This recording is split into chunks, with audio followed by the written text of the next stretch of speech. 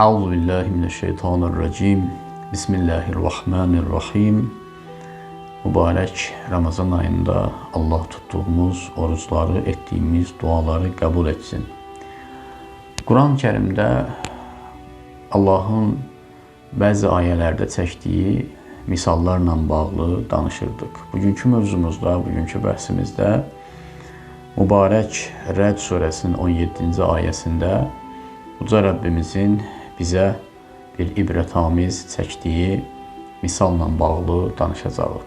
Allah Subhanahu Taala Rəd surəsinin 17-ci ayəsində haqq ilə batilin misalını çəkir. Haqq ilə batilin bir bənzətməsini bizlərə xəbər verir. Euzubillahimineşşeytanirracim. Bismillahirrahmanirrahim. وَكَذَٰلِكَ يَضْرِبُ اللّٰهُ الْحَقَّ وَالْبَاطِلَ وَأَمَّا الزَّبَدُ فَيَذْهَبُ جُفَاءً وَأَمَّا مَا يَنْفَعُ النَّاسَ فَيَمْكُثُ فِي الْأَرْضِ كَذَٰلِكَ يَضْرِبُ اللّٰهُ الْأَمْثَالَ صَدَقَ اللّٰهُ الْعَلِيُّ الْعَظِيمُ. Allah Teala bu ayədə haqqı saf suya bənzədir və batili isə, batil əqidəni, batil sözü isə suyun üzərində olan o müvəqqəti yaranan köpüyə bənzədir.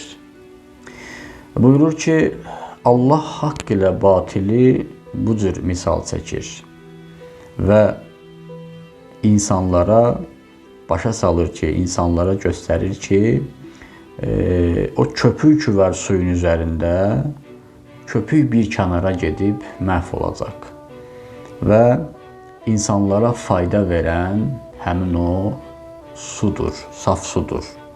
Allah misalları belə çəkir. Ayənin təqribən tərcüməsi bundan ibarətdir. Su necə safdırsa, su necə faydalıdırsa, su necə həyatdırsa, haqq əqidə, haqq söz, haqq əməl, haqq insan da o cür safdır və faydalıdır. Amma batil insan, batil əqidə, batil inanc, batil düşüncə, yanlış düşüncə müvəqqətidir və Quran-ı Kərimin bu misalına əsasən suyun üzərində olan o köpükdür ki, bir zaman məhv olub aradan gedəcək və insanlara da heç bir faydası olmur və insanlara faydası olan həmin o saf sudur. Bəzən insanlar haqq ilə batili qarışdırırlar. Görərsiniz cəmiyyətdə bir çox insanlar mən haqqam, mən həmişə haqq danışmışam, mən həmişə haqqı demişəm, mən yalan danışmaram, mən səhv danışmaram, səhv düşünmərəm. İnsanlar bu cür tarix boyu görmüşük ki və keçmişdə də, bugün də və mümkündür gələcək zamanlarda da insanlar bu cür iddiadadırlar ki, biz haqqıq, biz həqiqətük. Amma baxaq görək Quran-ı Kərimdə Uca Rəbbimiz bizə haqq və haqq olan insan, haqq sözü, haqq əqidəni, haqq fikri bizlərə necə izah edir?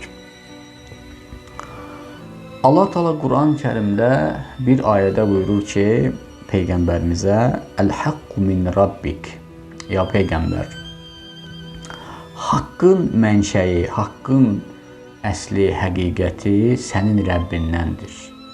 Haqq Allahdandır. Buyururlar ki, bu ayənin təfsirində hər kimin sözü, hər kimin fikri, hər kimin mövqeyi, hər kimin düşüncəsi ilahi məntiqlə uyğun gəlsə, Quran məntiqi ilə, Allah sözü ilə, Peyğəmbər sözü ilə, Əhl-i Beyt sözü ilə, bir sözlə desək, din və şəriətlə uyğun gəlsə, onun gördüyü işlər, onun danışdığı sözlər, onun tutduğu mövqey haqq olacaq. Çox insanlar iddia eləyə bilər. Çox insanlar özlərin haqq görə bilərlər, amma İslamın nəzərində, amma Quranın nəzərində haqq odur ki, sənin sözün, bizim sözümüz Allahın sözünə mütabiq olsun. İlahi kəlamın qabağında, ilahi sözlərin qabağında, Quran ayəsinin qabağında, Peyğəmbər Əhl-i Beytinin fikirlərinin, sözlərinin qarşısında insan fikir desin, söz desin və onların buyurduqlarına zidd olsun, bu heç vaxt haqq ola bilməz. Bu yanlışdır və batildir. Allah Subhanahu Taala Quran-ı Kərimdə buyurur ki, Əl-haqqu min Rabbik.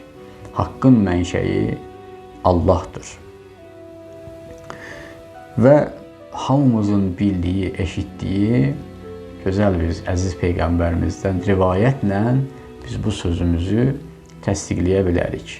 Əziz Peyğəmbərimiz, əziz imamımız barəsində, Həzrəti Əli əleyhissalam barəsində bu cür buyurur. Aliyyun ma'al haqq. Əli haqq ilədir, haqq ilə birlikdədir. Vəl haqqu ma'al Əli və haqq da Əli ilədir. Və hədisin davamında buyurur ki, haqq hara dövr eləyəcəksə, hansı tərəfə istiqamət götürəcəksə, Həzrət Əli də o tərəfə istiqamət götürəcək.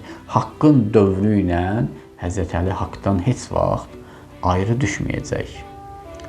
Hədisin mənası budur ki, elə Quran ayəsi ilə biz hədisi yanbayan qoyanda başa düşürük ki, mənası budur ki, yəni Həzrət Əli ibn Əbi Talib əleyhissalamın həyatı boyu gördüyü işlər Allahın bəyəndiyi işlər olub. Danışdığı sözlər ilahi sözlər olub. Etdiyi əməllər, feillər Allahın bəyəndiyi işlər olub, əməllər olub. Bütün mövqeyi, Həzrət Əlinin danışığı, sükutu, rəftarı, qəzəbi, sevməyi, məhəbbəti, bütün həyatı boyu Həzrət Əli əleyhissalamın işləri bütövlükdə Allahın razılığına əsasən, Allahın sevdiyinə əsasən olub. Ona görə Əhl-i Beyt haqdır, Əli haqdır və heç kimlə Həzrət Əli əleyhissalama Əhl-i Beyti müqayisə etmək olmaz. Ona görə tarixçilər yaxşı bir söz buyururlar.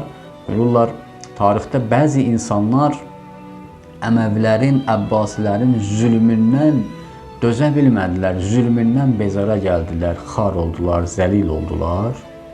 Bəzi insanlar da təəssüflər olsun, Həzrət Əlinin ədalətinə dözə bilmədilər, Həzrət Əlinin haqqına dözə bilmədilər. Çünki çox idi ədaləti, haqqı tam şəkildə, hətta bəziləri buyururlar ki, Əli ədalətin özü idi. Nəinki Əli əleyhissalama ədaləti Əliyə sifət verək. Haqqın özü idi. Nəinki haqqı sifət verək Həzrət Əli əleyhissalama.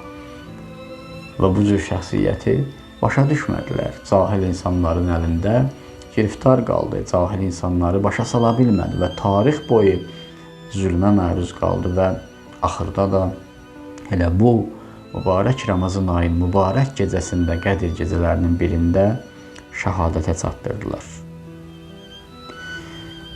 Əziz Peyğəmbərimiz haqq barəsində gözəl bir söz buyurur. Buyurur, ən təqvalı insan, ən xeyirli insan o insandır ki, onun ziyanından asılı olmayaraq, xeyri və ziyanından asılı olmayaraq həmişə haqqı deyir. Yəni bir dəfə söz danışıram mənim xeyrimədir, bir dəfə də bir söz deyəcəyəm, bir haqq mövqeyi tutacağam, mənim ziyanıma olacaq. Peyğəmbər buyurur ki, əgər bu halda kim haqqı deyirsə o ən təqvalı insandır, o ən xeyirli insandır. Onun mənəvi keyfiyyəti ən yüksək səviyyədədir. Ona görə bugünkü bəhsimizdə biz cəmiyyətdə haqqı iddiası edən insanları tanıya bilərik. Bəzən təəssüflər olsun, olur, qəlb qırmaq mövzusunda çox bu məsələlərə cəmiyyətdə rast gəlirik. Qəlb qırmaq yaxşı şey deyil. Hədislərimizdə var, Peyğəmbər buyurur, müminin məqamı Kəbənin misalındadır. Mömin Kəbə kimidir. Və yaxud da ki, qəlblər Allahın hərəmidir. Müxtəlif hədislər var ki, qəlb qırmaq yaxşı iş deyil. Amma bir dəfə əmr bil məruf edəcəksən, bir dəfə bir insana haqqı deyəcəksən, onun yanlışlığını, onun səhvini ona başa salacaqsan, o insan durub sənə desə ki, sən mənim qəlbimi qırdın, buna görə heç vaxt narahat olmuyor. Çünki qəlb qırmaq başqa şeydir. Qəlb qırmaq odur ki, bir insanın xətrinə dəyəsən, cəmiyyətdə, insanlar içində səhvin üzünə deyib onu rüsva eləyəsən. Qəlb qırmaq odur ki, bir insanın geyiminə sataşasan. Qəlb qırmaq odur ki, bir insanın bədən üzvlərinə, sənin qulaqların, sənin burnun, nə bilim, sənin filan yerin bu cür nədir, insanı alçaldasan. Bunlardır qəlb qırmaq. Amma bir insana haqqı deyərsən, bir insan ayənin qabağında söz danışır, bir insan dini məsələlərə sataşır, bir insan Əhl-i Beyt barəsində, müqəddəslər barəsində dəyərlər, dini dəyərlər barəsində yanlış danışırsa, o insanın səhvini düzəltmək, o insanın haqqı demək, ona doğrunu düzgünü başa salmaq heç vaxt qəlb sındırmaq deyildir. Ona görə bu məsələdə də əzizlər və bizi dinləyənlər, eşidənlər diqqətli olmalıdırlar ki, hər kəs elə mənim qəlbimi qırdın, mənim ürəyimi sındırdın deyə ittiham etmək olmaz. Deməli, bugünkü bəhsimizdən gözəl günlərdə öyrəndik ki, haqq nədir və batil nədir? Quran-ı Kərimdə də Allah Rəd surəsinin 17-ci ayəsində haqqı təmiz suya bənzətdi, fayda verən insanlara fayda verir və batili isə suyun üzündə bir köpüyə bənzətdi ki, müvəqqətidir və gedəcəkdir. Allah bir daha bu gözəl günlərdə bizlərə haqqı deməyi, haqqdan müdafiə eləməyi tövfiq və inayət etsin inşallah.